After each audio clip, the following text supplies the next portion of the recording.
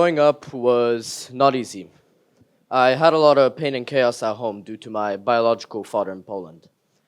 My mother and my stepfather Roger would always fight in court to try to keep me safe.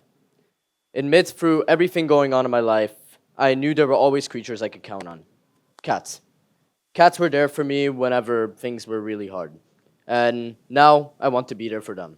That's why I'm here today.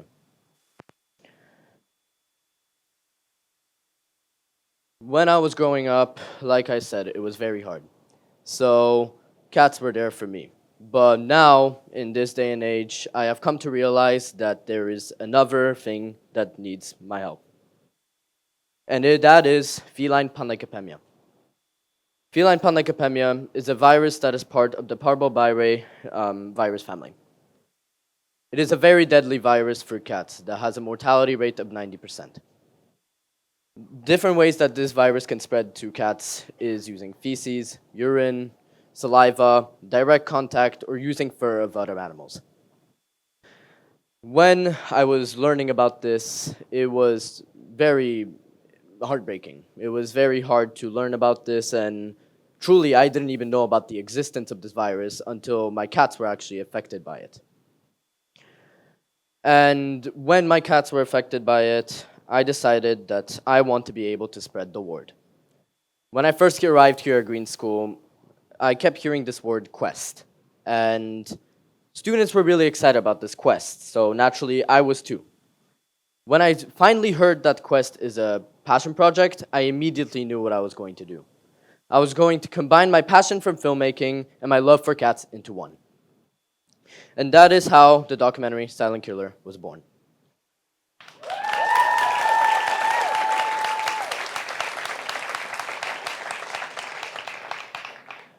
To make Silent Killer, I needed to first learn about everything that there is to know about FPV.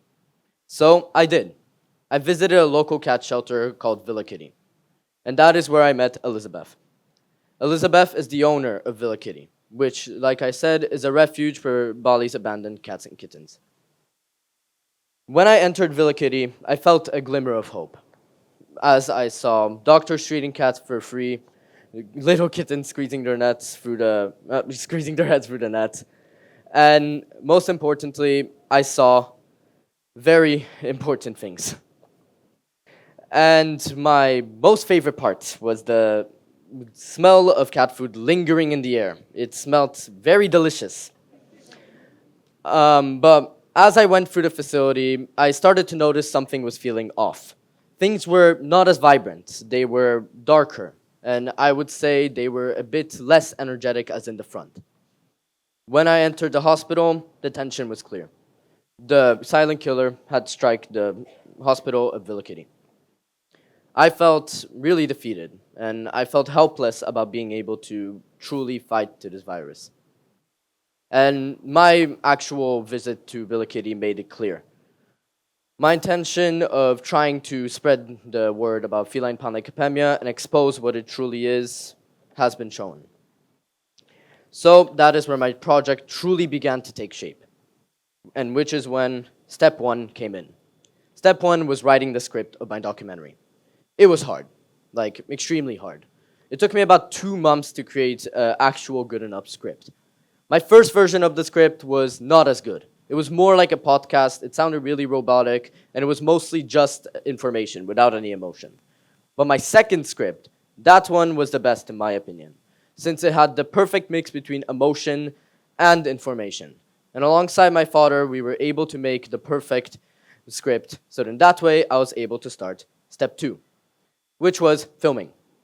Filming was extremely hard for me as well, because cats move around, people talk, lighting will be dark or too bright, or to be honest, it's not in a controlled environment, so it was very hard to film it. But I pushed through it, and I filmed every single possible composition that I could. And which is where the final step came. Step 3, which is editing.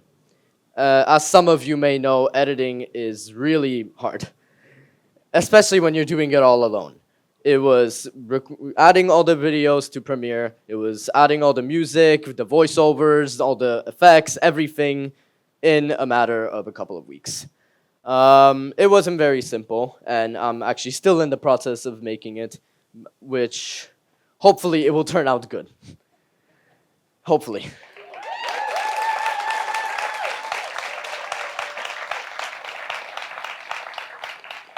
Sometimes I would have to stay up until like 3 a.m. just fixing small things that probably would be not noticeable to anybody else. But I do want to say that all of the hard work has paid off. So I want to give you guys a little sneak peek of what Silent Killer is. Please enjoy the trailer.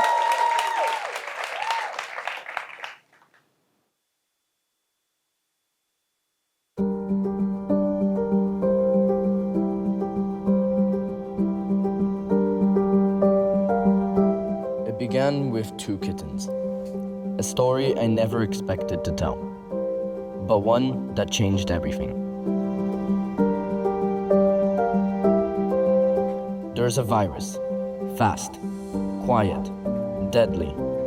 It doesn't knock, it just takes.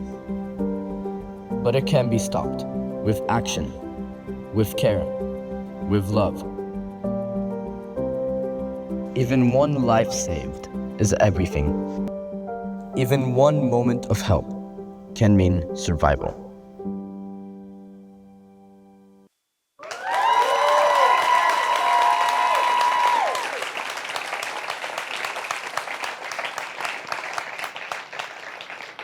I thought making this documentary would be way easier than it actually was. I didn't truly take into factor of how much work it would be without making anything with a team. I've worked on documentaries before, like for example in Ibuida's documentary class, or I've worked on different videos for other external producers, but I've never actually worked on a documentary fully alone. So throughout the journey, I've noticed that it is really hard. But the motivation that kept me going was I didn't just want to tell people about like feline panacapemia, but I wanted them to feel it. I wanted them to see what is happening. I wanted them to actually be able to experience everything with their own eyes. So that is why I was able to create the documentary. So I asked the Green School community to find it in your hearts, to maybe do a quick donation to Villa Kitty. Not anything big, but anything will help. And if it helps, then it can save another life. And in Villa Kitty, they are saving lives with no matter what. If they were to have anything happening, they were still saving the cats. We've actually had a recent outbreak of feline panleukopenia, which killed about 100 kittens in Villa Kitty. It was very tragic. But with donations, it always helps Villa Kitty to be able to provide for the cats. Cats were there for me when I needed comfort. And now with FPV, or feline panleukopenia, they need someone to be there for them. I would like to thank people that made this possible. To Pakuiti for helping me with all the filming and editing. To Ibu Laura, my quest mentor, which always gave me motivation to keep going and always reassured me of everything that would be possible. The whole Villa Kitty team for letting me spread their story and trusting me to actually be in their facility, which is apparently a luxury. My dad for always helping me writing my script for video, and my mom for always supporting me. Cats were there for me when I needed it, and now it is my turn to be their voice. Let's defeat the silent killer together. Thank you.